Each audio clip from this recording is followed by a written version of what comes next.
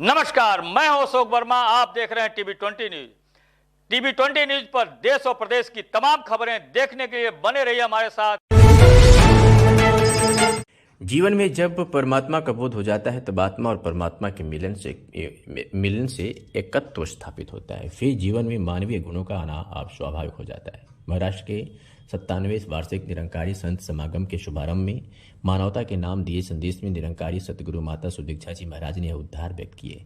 इस 3 दिवसीय भव्य संत समागम में महाराष्ट्र के कोने कोने से एवं देश विदेश से लाखों की संख्या में निरंकारी भक्त एवं अन्य प्रभु प्रेमी शामिल हुए।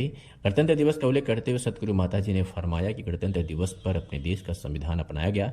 इसी तरह अगर मनुष्य मानवीय गुणों का कोई संविधान बना ले और अपने जीवन में लागू करे तो वास्तव में यह जीवन जीने लायक हो जाएगा। नफरत और भेदभावों को छोड़कर फिर हम प्रेम, नम्रता जैसे दिव्य गुणों को अपनाकर वास्तविक मनुष्य बनकर एक दूसरे का सत्कार करेंगे। केवल किताबी तरीके से नहीं बल्कि ब्रह्म ज्ञान द्वारा पूरे ब्रह्मांड के कण कण में हर एक में परमात्मा को देखकर मानवता का व्यवहार कर पाएंगे।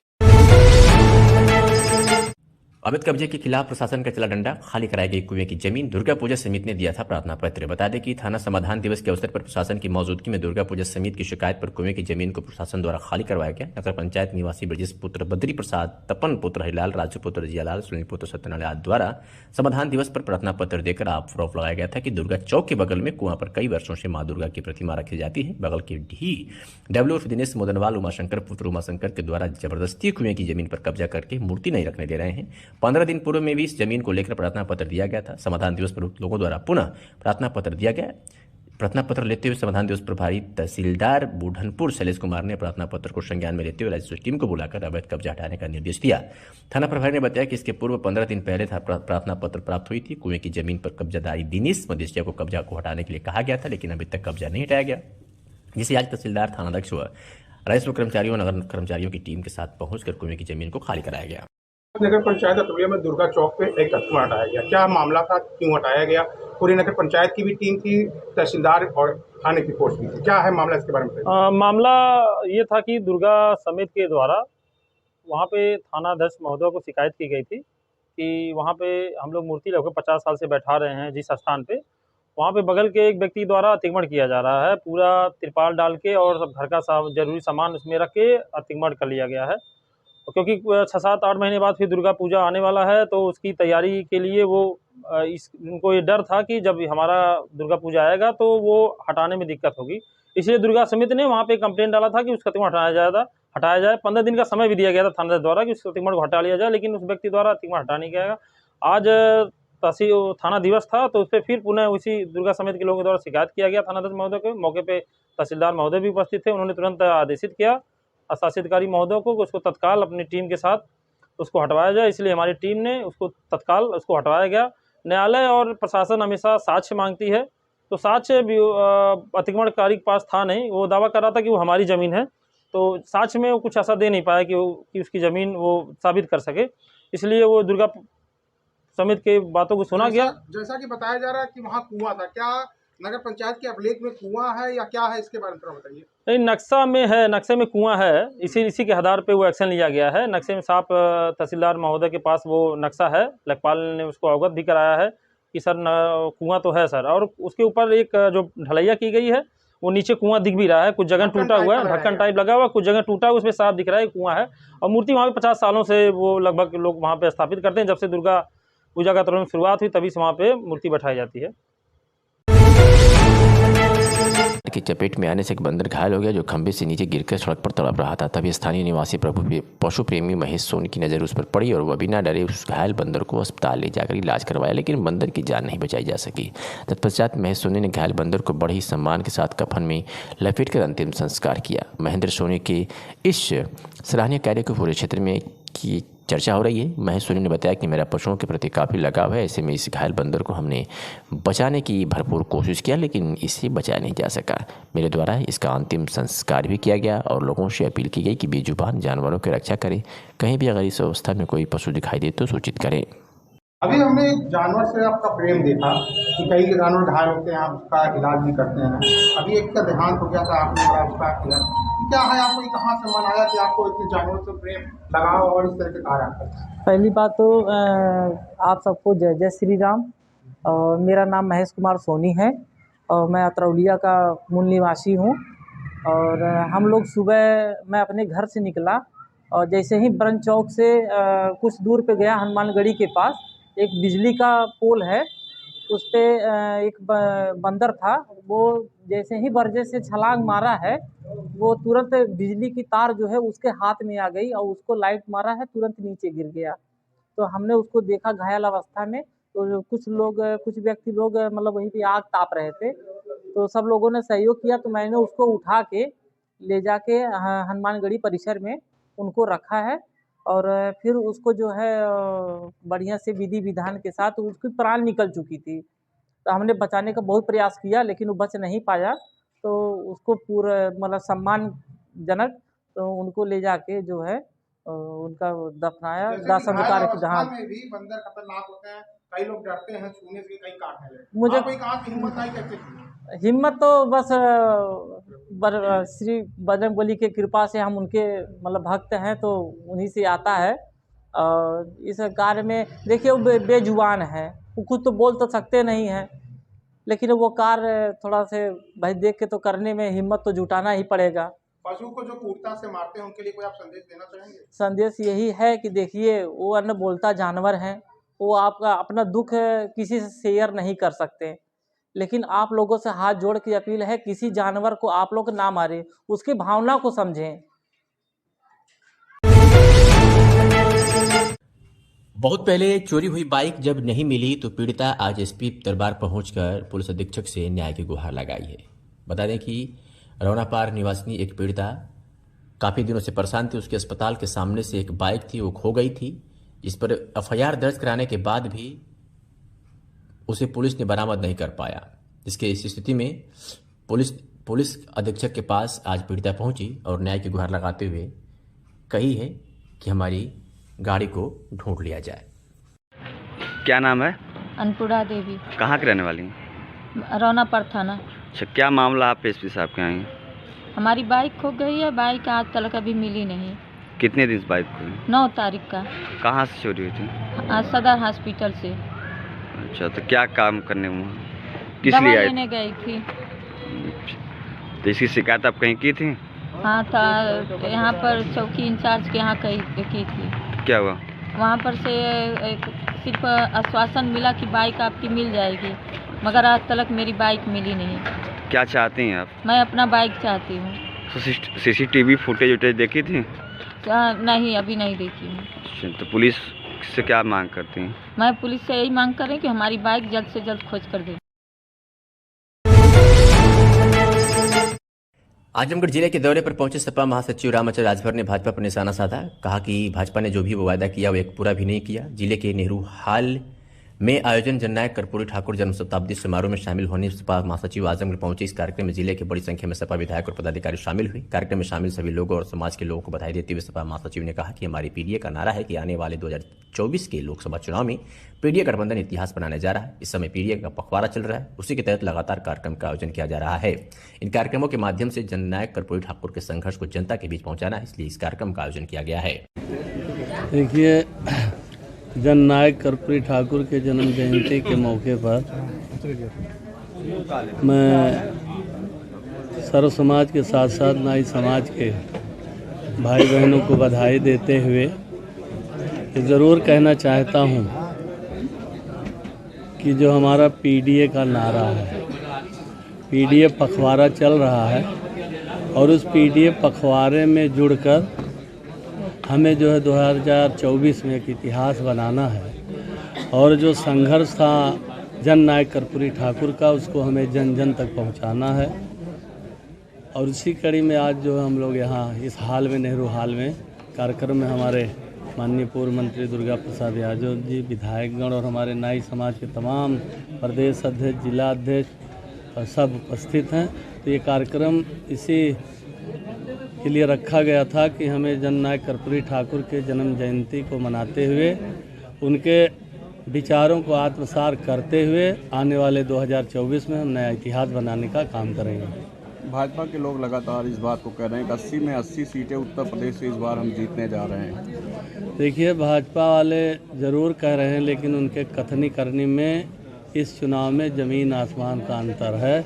आज उत्तर प्रदेश में माननीय राष्ट्रीय अध्यक्ष श्री अखिलेश यादव के नेतृत्व में हमारा सर्व समाज का छोटा बड़ा पदाधिकारी पीडीए चौपाल लगाकर पार्टी की नीतियों रीतियों को बताते हुए, नेताजी के संघर्षों को बताते हुए और 2007 से 2012 के बीच में जो समाजवादी पार्टी की हुकूमत थी उसके विकास को बताते हुए हम सर्व समाज को समाजवादी पार्टी से जोड़ रहे हैं। भाजपा कहना जैसे अयोध्या जो राम मंदिर था, इतने दिन से इंतजार किया जा रहा था, 500 साल बाद भगवान राम जी को घर मिला, किस नज़र से देखते हैं इसको? देखिए, तो माननीय सुप्रीम कोर्ट के आदेश से मर्यादा पुरुषोत्तम राम जी का मंदिर बना, अभी अधूरा है। हम लोग भी आस्था है उनके प्रति, मर्यादा पुरुषोत्तम राम के प्रति। तो जो भी हुआ है ये इसमें बीजेपी के एहसान नहीं है माननीय सुप्रीम कोर्ट का। राष्ट्रीय अध्यक्ष जी को भी बुलाया गया था मंदिर के लिए। हाँ, तो माननीय राष्ट्रीय अध्यक्ष जी ने तो हमारे कहा जब भगवान बुलाएंगे तो जाएंगे, हम विद फैमिली जाएंगे, दर्शन करने जाएंगे, पूजा करने जाएंगे। काफ़ी समय से ये मांग चल रही थी भारत रत्न देने की, और चूंकि समाजवादी लोग इस आंदोलन से काफ़ी जुड़े रहे। जी। इसके बाद बीजेपी ने ऐन चुनाव के वक्त इस पुरस्कार को देकर कहीं वोट समेटने की राजनीति नहीं शुरू। देखिए, ये 100% सही है, क्योंकि ये आज की लड़ाई नहीं है। हमारे तमाम समाजवादी पुरोधा आज हमारे बीच में नहीं हैं और हमेशा मांग उठती रही कि जननायक कर्पूरी ठाकुर जी को भारत रत्न से सम्मानित किया जाए। लेकिन कब किया गया पूरा देश जान रहा है, जब 2024 में चुनाव है। हम बधाई देते हैं, लेकिन जो जननायक कर्पूरी ठाकुर जी के जो विचार थी, जो सोच थी पिछड़ों, दलितों, वंचितों, अक़लियत के लोगों को, तो उसके लिए पहल करना चाहिए। आज बेरोजगारों की फौज खड़ी है, महंगाई चरम सीमा पे है, भ्रष्टाचार चरम सीमा पे, आज बहन बेटियां भी सुरक्षित नहीं हैं। तो आप अच्छी तरह जान रहे हैं कि चुनाव आ गया है तो अब घोषणाओं का बौछार होगा और जितना आज तक वादा किया गया था एक भी वादा पूरा नहीं है। बिहार में सर जो उठापटक चल रही, किस नज़र से देखते हैं? कुछ नहीं, इंडिया गठबंधन रहेगा। केवल गोदी मीडिया जो है वो भ्रमित कर रहा है, बाकी ऐसा कुछ नहीं। ममता बनर्जी लगातार जिस तरह सरेंडर कर रही हैं सर, किस नज़र से देखते हैं? देखिए, अब ये तो हम ऐन वक्त पे सारे लोग इंडिया गठबंधन में रहेंगे। प्रदेश में कितनी सीटें जीतने का लक्ष्य है आपका? देखिए, हम लोग तो इंडिया गठबंधन के साथ साथ हमारे राष्ट्रीय अध्यक्ष अखिलेश यादव जी ने कहा और उसी पर हम लोग काम भी कर रहे हैं कि हम 80 के 80 उनको हरा कर भगाने का काम करेंगे बीजेपी को। लेकिन सर, ये गठबंधन में दरार जैसे मतलब ये अभी भाई साहब ने सवाल किया कि उठापटक की स्थिति में और नीतीश जी को कहीं इसी बहाने सेध न लगा ले। नहीं, वो भाई देखिए, मैंने पहले कहा केवल गुमराह कर रहे हैं, ऐसा कुछ नहीं है, ऐसा कुछ नहीं है। ठीक है। हाँ, डिस्ट्रिक्ट बार एसोसिएशन के पदाधिकारी के चुनाव के लिए शनिवार को सुबह 10 बजे से बाहर सभागार में पूर्व निर्धारित प्रक्रिया के अनुसार मतदान शुरू हुआ। मतदान 3 बजे तक जारी रहेगा। मतगणना का कार्य रविवार 28 जनवरी को सुबह 10 बजे से मतगणना पूरी होने तक जारी रहेगा। बता दें कि प्रत्याशियों ने अपनी जीत के लिए कई दावे किए, जिसमें बार और बेंच में समन्वय बेहतर करने, कोर्ट में माहौल को बेहतर करने, अधिवक्ताओं को और सुविधा दिलाने के लिए संघर्ष करने समेत कई मुद्दों को उठाया गया था। अध्यक्ष पद के लिए जहां 4 प्रत्याशी मैदान में हैं, वहीं मंत्री पद के लिए 3 प्रत्याशी मैदान में हैं। सहमंत्री प्रशासन के लिए 2 प्रत्याशी मैदान में हैं। बाकी अन्य पदों पर निर्विरोध चुनाव संपन्न हो गया। सुनते हैं अधिवक्ता प्रत्याशी ने क्या कुछ कहा। रणधीर सिंह। किस पद पर चुनाव लड़ रहे हैं? मंत्री पद। क्या किस तरह का रुझान है और किस तरह का वोटिंग चल रही है? यह जो है अधिवक्ता प्रबुद्ध वर्ग का चुनाव है। सभी लोग अपना जो है गोपनीय ढंग से अपने मतदान करते हैं और इसमें जो है स्थिति ठीक है। सभी लोग गणना के बाद ही बताया जा सकता है कि अब तक कितने वोट पड़ चुके हैं? अब तक लगभग 200 पड़ चुके हैं। 408 वोट हैं तो लगभग 390-95 वोट पोल होंगे। अच्छा, आज मतदान चल रहा है तो किस तरह का रुझान कैसा लग रहा है आप लोग? ये रुझान जो है मतदाताओं का जो है बार के विकास की तरफ है। लोगों की ये सोच है कि ऐसे प्रत्याशी को चुना जाए जो न्याय और न्याय के रूप में वादकारियों के लिए काम कर सके। बार और बेंच की जो है एक सुंदर संरचना के रूप में व्यवस्था हो, जिससे वादकारियों को एक सुलभ न्याय मिले। आप भी मैदान में चुनाव? जी सर, मैं भी मैदान में हूँ। अगर मुझको मौका मिला तो मैं इसका जो है भरपूर प्रयास करूँगा कि इस बिंदु पर कार्य किया जाए। किस पद से लग रहा है? मंत्री पद दीपक श्रीवास्तव। क्या नाम है आपका? रामनयन यादव। किस पद पे आप चुनाव? मंत्री पद। अच्छा, आज मतदान चल रहा है जी। किस तरह से लोगों का हुजूम है और क्या कहना चाहेंगे? हुजूम बहुत बेहतर है, सभी लोग बड़ा उत्साहित होकर के मतदान दे रहे हैं। अभी मतदान की कार्रवाई 3 बजे तक चलेगी। 3 बजे तक लोग मतदान करेंगे। कल इस काउंटिंग होगी। कितने प्रत्याशी मैदान में हैं? अध्यक्ष पद पे 4 प्रत्याशी, महेंद्र प्रताप सिंह, अमित कुमार श्रीवास्तव और वीरेंद्र मिश्रा और रामनगीना उपाध्याय। और मंत्री पद पे 3 प्रत्याशी, श्री दीपक कुमार श्रीवास्तव, रणधीर सिंह और रामनयन यादव। और सह मंत्री प्रशासन पे 2 प्रत्याशी हैं, दीपक सिंह और मन्नू चौहान। जी सब कुछ चल रहा है, वोटिंग चल रही है? जी जी, वोटिंग चल रही है। गणतंत्र दिवस की 75वीं वर्षगांठ के अवसर पर नंद एकेडमी महिला महाविद्यालय एवं नव एकेडमी डीएलएड बीटीसी कॉलेज में ध्वजारोहण के बाद महाराजा सुहेलदेव राजकीय विश्वविद्यालय के कुलसचिव ने महाविद्यालय की छात्राओं को संबोधित करते हुए कहा कि आज टेक्नोलॉजी का जमाना है और उत्तर प्रदेश सरकार की महत्वाकांक्षी योजना जिसके तहत टेक्नोलॉजी के सहारे पढ़ाई में ऊंचा से ऊंचा मुकाम हासिल करने में सहयोग मिलता है। इस दौरान कुलसचिव द्वारा छात्राओं को मोबाइल वितरण किया गया। कुलसचिव ने छात्राओं को संबोधित करते हुए कहा कि बेटियां समाज की एक अभिन्न कड़ी हैं। इन्हें शिक्षित होने से 2 परिवार शिक्षित होता है। जिस घर की बेटियां पढ़ी लिखी होगी उनके परिवार में हमेशा तरक्की एवं खुशहाली रहेगी। उन्होंने स्वतंत्रता संग्राम में प्राणों की आहुति देने वाले वीर सपूतों को नमन करते हुए कहा कि हमारा देश विश्व गुरु की परिकल्पना को पूर्ण कर सके, यही उन वीर सपूतों की शहादत की सच्ची श्रद्धांजलि होगी। इस दौरान दलितों के एवं आदिवासियों के नेता सिंहासन यादव द्वारा भी छात्राओं को मोबाइल वितरित किया गया और उन्हें शिक्षा के प्रति सजग होने का संदेश दिया गया। कस्बे के बाबा परमहंस मंदिर पर शुक्रवार की शाम जायसवाल समाज गठन के संबंध में सेठ संतोष जायसवाल और जायसवाल के नेतृत्व में बैठक हुई। संपन्न इस दौरान संरक्षक के रूप में मौजूद रहे कमला प्रसाद जायसवाल, चिरंजीव लाल जायसवाल, महेंद्र जायसवाल, सोहन जायसवाल, पारसनाथ जायसवाल, बसंत लाल जायसवाल, मुन्नू जायसवाल तथा जायसवाल समाज गठन के संयोजक श्री संतोष जायसवाल द्वारा मौजूद जायसवाल परिवार से संबंधित लोगों के बीच में कई नाम की चर्चा की गई, जिसमें सर्वसम्मत से कोषाध्यक्ष पद के लिए श्याम नारायण जायसवाल व विजय जायसवाल को जहां नियुक्त किया गया, वहीं मंत्री पद पर विनोद जायसवाल व अनिल जायसवाल तथा महामंत्री पद के लिए पत्रकार संतोष जायसवाल व अमित जायसवाल को चुना गया। अंत में कई नामों पर चर्चा मंथन के बाद अतुल जायसवाल को बनाया गया। जायसवाल समाज का अध्यक्ष नवनियुक्त सभी पदाधिकारियों को मौजूद लोगों ने फूलमाला पहनाकर स्वागत किया। इस बीच पदाधिकारी ने मजबूती के साथ तन मन से अपनी जिम्मेदारी निर्वहन तथा समाज के हर सुख दुख में साथ देने की बात कही। इस दौरान बबलू जायसवाल, अंशुमन जायसवाल, कमल जायसवाल, प्रतीक, विनय, सौरभ, सुशील, राम, लखन, शिल्पी, अशोक, सुरेश, धर्मेंद्र, गोपाल, संजय, काली, अजीत, अनिल तथा संतोष जायसवाल से जायसवाल परिवार से संबंधित 8 लोग मौजूद रहे। कि कोने कोने श्रद्धालुओं के आने का सिलसिला जारी है, तो वही टाटानगर जमशेदपुर झारखंड निवासी युवक शुभम पटेल लगभग 1500 किलोमीटर की दूरी तय कर अयोध्या धाम के लिए रवाना हुए। 6 जनवरी से पैदल चलते हुए युवक 26 जनवरी को अतरौलिया पहुंचा, जहां समाजसेवी अविनेश मिश्रा और पिंटू ने स्वागत किया, साथ ही साथ उनके रहने खाने की भी व्यवस्था कराई। इसके साथ पटना निवासी युवक सोनूराज और कन्या सेन भी पटना से अयोध्या के लिए रवाना हुए, जो लगभग 300 किलोमीटर दूरी तय कर अतरौलिया पहुंचे, जो कभी 100 किलोमीटर से अधिक दूरी तय कर अयोध्या धाम के लिए रवाना हुए। आस्था के आगे कड़ाके की ठंड भी राम भक्तों पर कोई असर नहीं डाल सकी और दिन रात चलते हुए अयोध्या धाम के लिए रवाना हुए। पैदल चल रहे राम भक्तों ने बताया कि हम लोग अयोध्या में सनातन धर्म की रक्षा के लिए तथा भारत को हिंदू राष्ट्र बनाने के लिए अनशन पर भी बैठेंगे, जहां अन्न और जल का परित्याग कर सरकार से आग्रह करेंगे कि सरकार इस पर ध्यान दे। कड़ाके की ठंडी में भी प्राण प्रतिष्ठा के उपरांत लगातार लोग पैदल यात्रा कर कड़ाके की ठंड में भी अयोध्या धाम के लिए रवाना हो रहे हैं। सबसे पहले भी अपना परिचय दीजिए, क्या नाम है और कहाँ के रहने वाले हैं? जी, मैं टाटानगर जमशेदपुर झारखंड राज्य से हूँ। मेरा नाम शिवम पटेल है। ये आप लोग श्री राम के नारे लगाते हुए कहाँ जा रहे हैं और कब से यात्रा प्रारंभ की है, ये बताइए। ये यात्रा 6 जनवरी को मैं प्रारंभ किया हूँ और आज मेरी तकरीबन 20 दिन हो चुकी है और ये मैं दूसरा बार यात्रा कर रहा हूँ। कहाँ जा रहे हैं? ये जा रहे हैं प्रभु श्री राम लला का दर्शन करने, राम जन्मभूमि मंदिर जा रहे हैं दर्शन करने।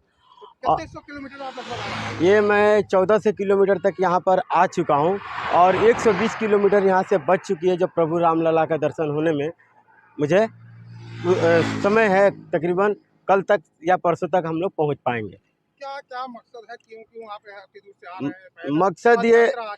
मकसद ये है कि भारत हिंदू राष्ट्र चाहिए। भारत हिंदू राष्ट्र इसलिए चाहिए कि पूरे विश्व में सनातनियों को, हिंदुओं को एक देश नहीं है। और मैं विश्व के सभी अंतर्राष्ट्रीय से लेके भारत के सभी संत महागण और जितने भी लोग हैं सभी से मैं अपील करना चाहता हूं कि भारत जल्द से जल्द हिंदू राष्ट्र घोषित करने का कृपया इस पर निर्णय लिया जाए।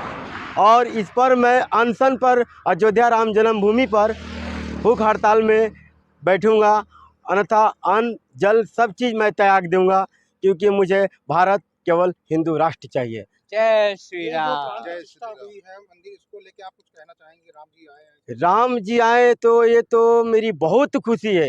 ये राम जी को लाने के लिए मेरा दादा पूजनों ने कितने लोग चले गए, कितने लोग उनको चरणों में अर्पित होकर हड्डियों से ये बना मंदिर, खूनों से बना यह मंदिर, ये दर्शाती है सनातन के दिल में इतनी खुशी आज हमें बहुत महसूस हो रहा है। ये हमारे राम मंदिर जो है धड़कन है, सनातन के लिए हृदय है।